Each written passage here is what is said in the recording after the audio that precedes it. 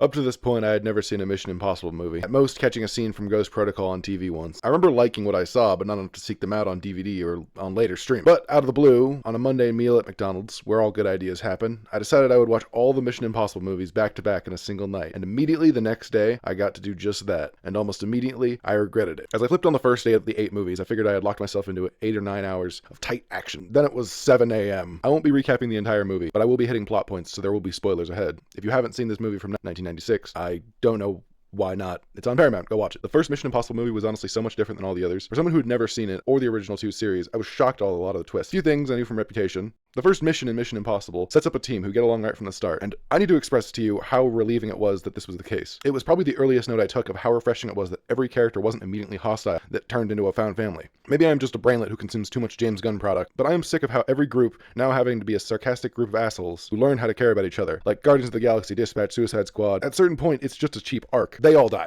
Talk about feeling cheap. I wasn't terribly heartbroken over Ethan's team dying. Something I was also aware of was the cycling cast. The movie isn't about them, but it is largely about Ethan Hunt. That's Tom Cruise, by the way. I should probably have mentioned that. So Ethan Hunt is framed for a crime he didn't commit and has to figure out what happens as the organization he used to work for now hunts Hunt down. If that sounds generic, it is very generic. This movie came out in 1996 and was a lot of people's first intro into Mission Impossible. People didn't watch the 1988 series, because if they did, it wouldn't have been canceled during the writer's strikes. People just simply pushed past the writer's strike and just let it keep going if the ratings were good enough. Besides, the movie immediately shook up the series formula. Typically in a Mission Impossible episode, the movie immediately shook up the series formula, which was typically being a briefing, a plan, a hiccup, and a conclusion. Like any good heist thing, they needed a certain amount of tension caused by either a hidden factor they weren't aware of or a machine fuck up. Sure, all those things happen, but then the mission is actually impossible and the team is all killed. The twist being too big and that kicks off the real plot of him going to various locations, teaming up with the series mainstay Luther Stickwell, played by Ving Rhames, and basically setting a trap to catch the real villain of the movie. In fact, most of Mission Impossible 1 is just them baiting and failing and baiting and failing. He's not a master at baiting. All I have to do is bait the trap, and he may be a master forger, but I am a master bait. Whoa! Whoa, that was close. Almost masturbated myself. I am honestly a big fan of how methodical and slow this first movie is. There are action set pieces to be sure.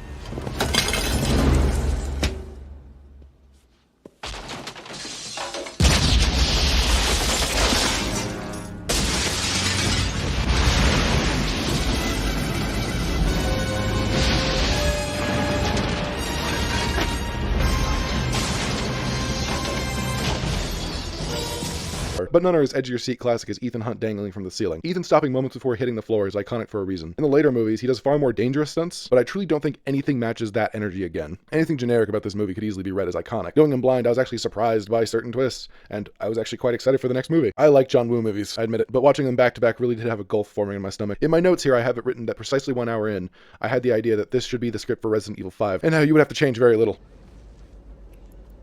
You keep staring at that watch as if your life depended on it, Doctor. Well, yes. I suppose I'm a bit anxious. You'll soon be with old friends. Not just stopping a bioweapon, but the tone of every action scene, I can only picture Resident Evil 5 Wesker in his sunglasses, backflip kicking people. Honestly, any melancholic scenes in this movie don't fit at all, and give this movie, and me, whiplash on the couch. So the plot of this movie. Ethan has to stop the release of a destructive supervirus in the world. With the help of Luther and the IMF, he has to combat someone who has studied him in depth. He is by no means boring, unlike other characters we'll get into. He does not feel like the other Mission Impossible antagonist. He feels more like a gangster or a mob boss. Someone that should be terrorizing a small town or business, and not operating on a world stage. What I'm saying is Ambrose shouldn't be stealing chemical weapons. I'm going to pose a reason I feel narratively why this is so unlike the other Mission Impossible movies. And to do so, I'm going to compare it to a video game. In a game like Max Payne, the fights feel like part of the core loop. You're playing for the gameplay of the combat. This is what Mission Impossible 2 feels like. However, the first Mission Impossible feels like a game of Hitman or Splinter Cell. As a franchise, Mission Impossible has always framed getting into a straight-up gunfight as the last possible option. Well, not unfun, it is clearly meant to be you fucking up, and the characters in Mission Impossible are fucking up. Good work, 47. It tries to dance a fine line where the crew can fail, but not feel useless either, by succeeding at either another goal or by things outside their control. In a way, breaking into a room and perfectly executing an assassination attempt in Hitman can be satisfying in its own way, but the most interesting thing to happen is when you pull off an assassination, a patrolling guard walks in, he sees you, you quickly, without missing a beat, spin around and try to incapacitate him, before quickly having to hide that body, as he's part of a patrol. It's this core idea where Mission Impossible as a series comes most alive, and where one shines the most, escaping under pressure, doing things incognito. Mission Impossible 2 has the incognito, but going loud is something this movie frames as an inevitability. In this case, it's like Call of Duty, when you're playing a stealth mission, but right at the end it tells you to defend the point. Second thing about the second movie in the franchise, it's really, off-putting about women. Asking her to resume a prior relationship, not do anything she hasn't already done. Voluntarily, I might add. No. She's got no training for this kind of thing. But to go to bed with a man and lie to him, she's a woman. She's got all the training she needs. It's a Bond-like, so that's to be expected, but Anthony Hopkins really made me start noticing this during the briefing scene. I really started paying attention. Now, not to be the wokest friend, especially in the series regularly compared to James Bond, but I thought I should say this because it doesn't get any better very fast. It's very incremental. Major problem with this movie is when it isn't in action scenes, my eyes just start drifting apart. Even dramatic twists aren't given enough time to sit for long enough. There's nothing going on if there isn't action scene happening. The dialogue is either entirely functional or the most painless, chemistryless flirting I've ever seen. What do you think you were doing?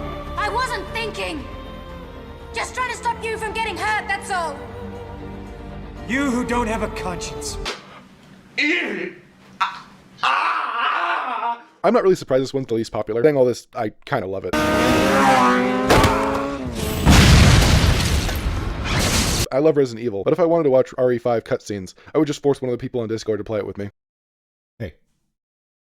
Hello. Hey, so for a video I need to play Resident Evil. You need to play Resident Evil? Yeah, for a video.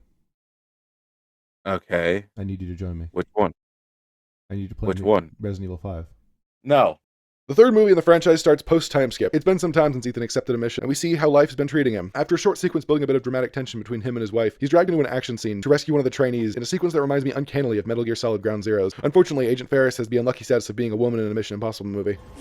This movie is back to form with a more focus around the stealth operations, planning, and scheming. It does crib a bit from itself and the whole mole in the organization story, but also understand there isn't a lot you can do to put your back against the wall, while still making him competent, if they want to portray him as such. 3 has a villain I actually quite enjoy. 1 was kind of generic, 2 was ill-fitting, but 3 felt the first time intimidating. He was operating on a world stage that felt in a way that it felt like a single agent should be dealing with. He wasn't going to make a dramatic threat, he just said he was going to hurt you. I might be in the minority here, but the idea of him being dragged into this situation first and then just committing to being the Bond villain and using Ethan to get what he wants, which has also become to hurt him and make a lot of money. He isn't deep, but he makes sense. He's a tangible threat that fits into the story, unlike Ambrose in 2, who again feels like he's in the wrong movie. Simon Pegg is added to the main cast as Benji, and Luther comes back. We finally have the full cast of characters who will be in the movies permanently. Like in the last movie, he gets a new handler and sidekicks. None of the last 3 joined past this movie, thankfully, as I didn't love their back and forth too much. Besides that, Mission Impossible 3 was just another Mission Impossible movie. The movie went on a 6-year break between movies and came back with a so-so release. Had the brand not be so recognizable and it not getting some decent ratings off this one, Hollywood would probably have let this franchise die. But instead, we got Ghost Protocol, and it kept going. It's no wonder Ghost Protocol got a subheading and revamped itself. It leaned the furthest into being an action comedy than the previous 2.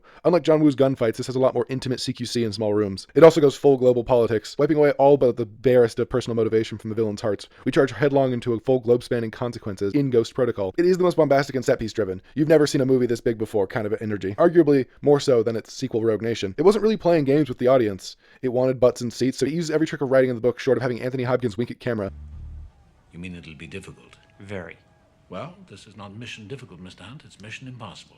I was never bored like I was in the quiet scenes in 2, and they mostly kept their writing off the romance. I tend to like romance in movies, but Mission Impossible doesn't do romance good. The team member cycled in is Miss Jane Carter. She's a fun career-oriented spy on her own, and somewhat out of her depth when it comes to playing the femme fatale role, which is a genuine character showing. The characters are fine overall. Oh wait, I forgot one. Jeremy Renner. Oh boy, Jeremy Renner. He's one of those actors I want to like. I watched Tag, and I think he's excellent and funny. Little does Hoagie know, I've been teaching at women's self-defense boot camp for 6 years. I see him in this, and I just sort of fall asleep. In the MCU, he plays Hawkeye, which is fine. He's just written like any other MCU character. My complaints about the MCU aside, he has the misfortune of being the butt in many jokes in this movie, which never flows and almost feel inserted like some kind of board decision. It always feels way too stilted and now off-putting, like they had a timer above saying this is when the next joke's going to happen. So far, so middling. But there's something exemplified in this movie I want to take a step back and talk about. The trend towards super tech. A trend that bugged me in this movie, personally, besides the disguises, voice changers, and explosive gum, which are all very reasonable spyware for a Bond-like, this essentially gives them miracle technology, which is even more egregious in the story, where their backs are supposed to be against the wall. They're all the context they have, and they found a cache of Spy Kids gadgets. Yes, we see them tooling up and using everything they tool up with, like a classic scene with Bond and Q, but that doesn't mean the magic magnet rover that can make Jeremy Renner fly any better. Gone are the days of grappling hooks and wires. We have stick-em gloves. The plot is also really simple. The past plots have always had one twist or double cross somewhere, and Ghost Protocol is the first to buck that trend. In a way, I suppose it's not having a twist reveal is a twist, though the looming knowledge of the worst things on the horizon makes me think that isn't some clever subversion,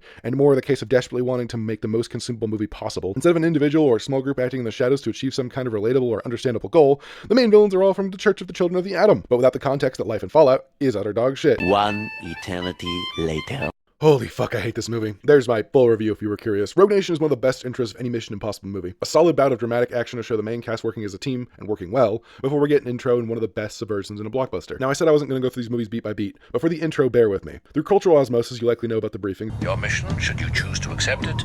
Your mission, should you choose to accept it. Your mission, should you choose to accept it. Your mission, should you choose to accept it. Your mission, should you choose to accept it. Burned into culture by now. Well, Rogue Nation starts with a standard spy meetup.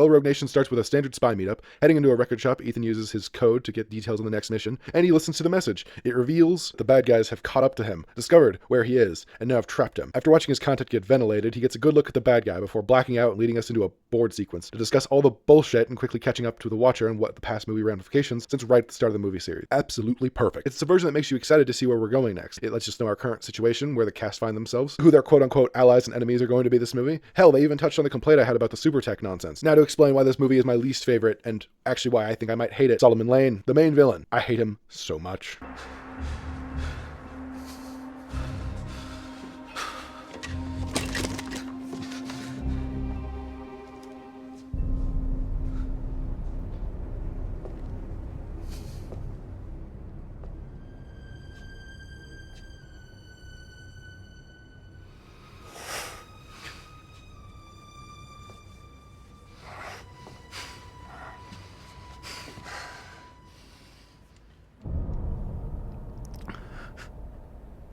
Get him ready, please.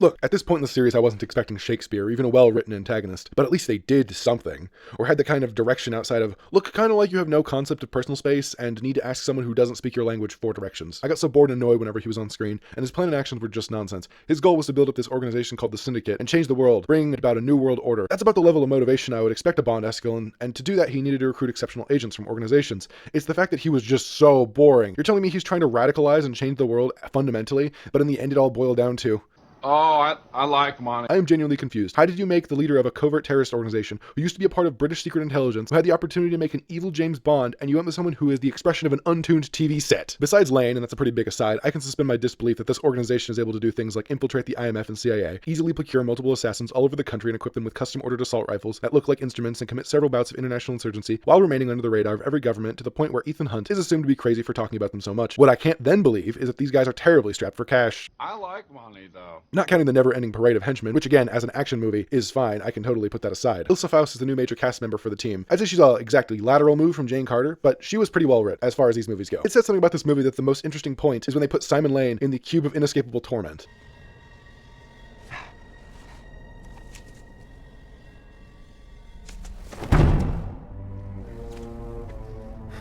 Face to face. Just as you wish, Ethan.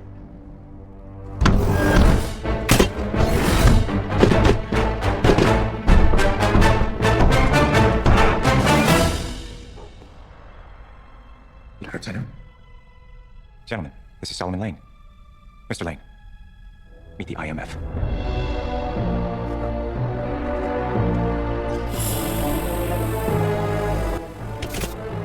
Michael! Don't leave me here! Michael! Yeah, overall I hate this movie. It was a slog to get through. If it didn't lead to one of the best Mission Impossibles, I would have probably said this is where the series should have died. This is much more beautiful than the dumpster. We have the trio, and joining us is Alec Baldwin, who I didn't mention before because he wasn't important, and isn't really that important in this one. He died.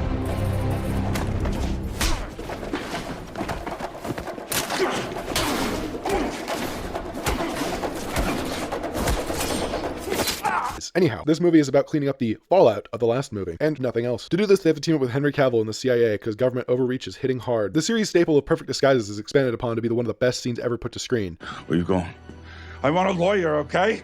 I'm sorry that we framed you. I'm sorry. Did you get all that? Every word.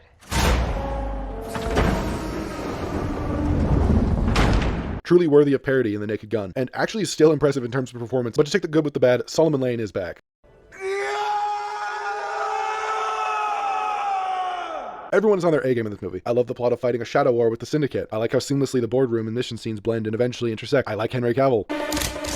Lane is back in this movie, and is not the most infuriating thing that I've ever seen. He's gone off the rails completely. He's insane. He still isn't perfect. He's way, way too quiet for someone who should be trying to nuke the world, but I'll take it. Ilsa Faust also returns in this movie.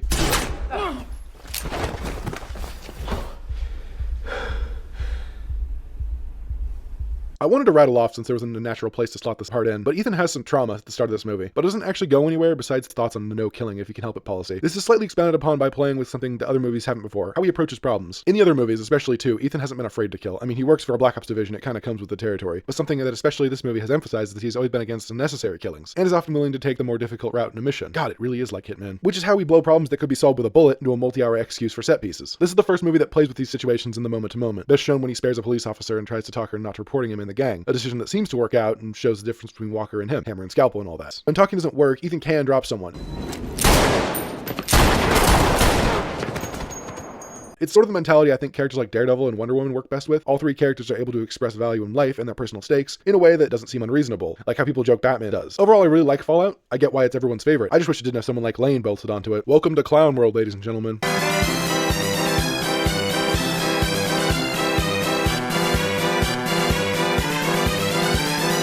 This movie pair are the final two in the series, and they bring together a lot of what happened in the previous. A lot of things are mentioned, a lot of reminiscing about the good old days, and for me, what it was like to not have couch sores about 10 hours ago. Can I be frank with you? After Fallout, I wasn't sure I was going to make this video. Besides Rogue Nation, I didn't feel charged up or passionate. Then there was this movie. With the context of arms dealers, super spies, doomsday cults, and secret societies, this not only surprised me, as I never looked into a single thing about this movie before diving in, but filled me with so much joy, I wanted to discuss it right now. Also, remember how I said I wasn't going to break down this movie scene by scene? Well, I lied. This is my unmasking sequence. The movie starts off with a submarine. Some kind of stealth or glitch occurs with flickering stealth sub before the crew is hit by a torpedo and sinks to the bottom of the ocean. We then flash to Ethan Hunt getting his mission. Find and get the MacGuffin from Ilsa Foss, a key we see that was on one of the sub crew's necks. He goes and gets it all before the 20-minute mark. We then get a boardroom scene with some of the funniest editing within 4 minutes as I keep flashing back to this guy looking scared in the corner. It is here we learn the villain of this movie, the Entity. The Entity. Yes, the Entity. We've gone full AI bad guy in this one. Much like the aliens from World of the Worlds 2025, the Entity is seeking to destroy humanity through its data. By mass destroying information and, later through nuclear bombs. Then this happens. It's a race to find the key that unlocks the main AI's power source. They try to use a buyer to find where the key goes, meeting Grace, the pickpocket, and she joins the movie reluctantly. Before escaping to Italy, the Entity is fucking with Ethan's team by sending fake nuclear bombs to the airport. Yes, really. The AI sends Benji to defuse a nuclear bomb by solving riddles in a questionnaire. This is the true final boss of the captcha puzzle. 1.5 billion possible combinations. Give or take. Now, based on what I've said, you might think that I dislike this movie because the AI is not really having a personality, but that is where you're wrong, because in this movie we have Gabriel. I love Gabriel. It knows your every secret. Gabriel's what I wanted in these movies for a long time after I realized they didn't have the capacity to surpass the main villain all the way back in Mission Impossible 3. Every scene with Gabriel, he's just going to town on the scenery. He's one of the first bad guys in all the movies that actually seem to be having a fun time and not just grimly going about a task, a predestined, ordained nonsense. They go to Italy to find Grace that still has the key. In Italy, they have an amazing car chase.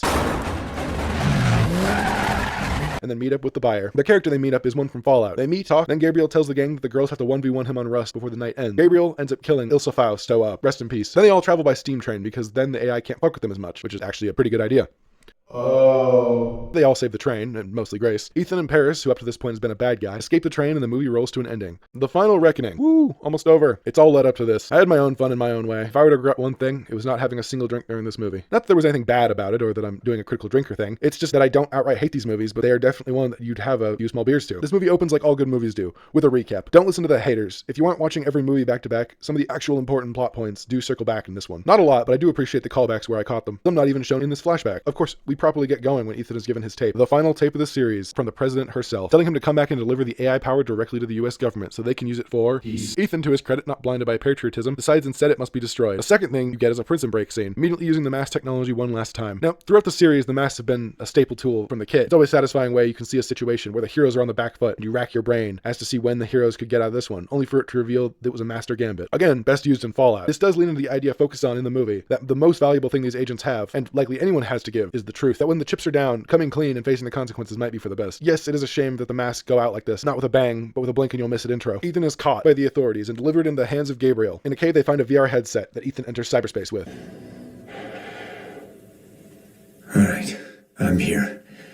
Now what do you want?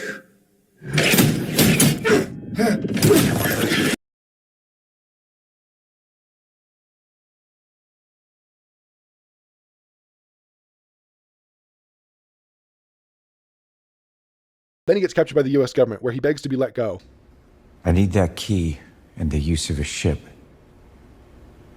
Specifically an aircraft carrier. They can throw him in the ice-cold ocean. They oblige. They do this all to stop Judgment Day, which the AI has decided is a much more effective way than stealing our data. This should be more impactful, but this is the third movie that's used nuclear war on the horizon, so Ethan is just the obvious choice to bet on at this point. Meanwhile, his team is heading to get the coordinates to where exactly he's going. Despite the movie having a runtime of almost 3 hours, at this point I felt that the pacing was a bit fast. But this moment is where the team breaks down these characters to little subgroups and gives them time to look clever and actiony in their own right. Gabriel is back as the main bad guy in this one, and he isn't allowed to do much.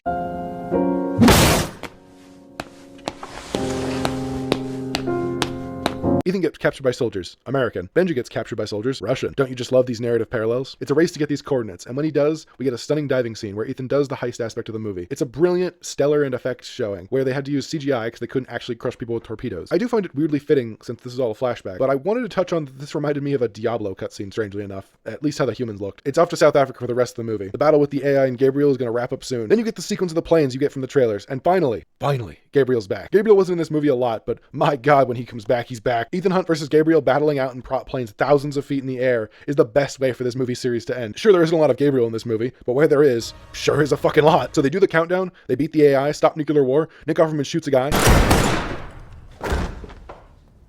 and the movie winds to a close. One last teary goodbye between Benji, Ethan, Grace, and one of the reformed villains from last movie. I'll be honest, I don't think Paris earned this teary goodbye, but whatever. My mission that I chose to accept was to watch all 8 Mission Impossible movies in one night. I succeeded. After all of them came and went, after all the stunt work and spy gadgets and Simon Pegg, what do I think about Mission Impossible? I love these movies in concept, even if the execution of some of them has a lot left to be desired. It makes me want to watch the old and new Bond movies, but I think I'm going to space those out for now. Though I think the best thing to do right now is rank all the Mission Impossible movies. At number 8, it might not surprise you that Mission Impossible Rogue Nation easily claims the last place spot. This movie made me see red. It had a good idea, it had a good premise, it did whatever it could to squander the idea. I truly think if the director was given the premise of this script and just the exact opposite of all his instinct, he could have had one of the greatest Mission Impossible movies. At number 7 is Mission Impossible 2. It's fun, it's got its good qualities, it's got this same...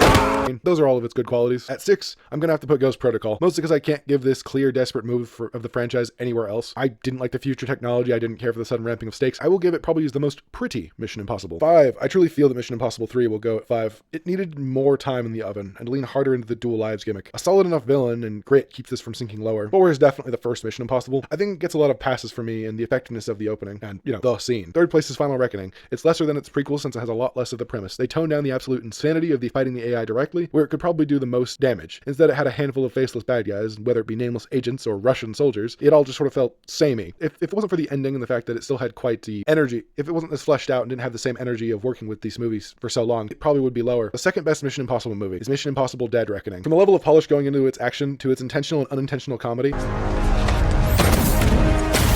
this felt like a modern return to form for the series, but it's still not the best. Okay, you knew it, I knew it. This was Mission Impossible Fallout. It's the best one. It's most prominently gets its accolade, but it's not just fun, it's unironically well written, it's well acted, it's well directed. It pushes the envelope just hard enough to reinvigorate someone who's been burned on the series since they've watched 6 in a row. It has amazing reveals, fun action, fun actors that seem to be comfortable with the role and to be invested in be giving their A game. If this was the last Mission Impossible in the movie series, then this would have ended on its highest note. I've been Sun. It's 4 in the morning. I hope you enjoyed watching. If you did, please do the YouTube things that you know will help me out. Thank you, and goodbye.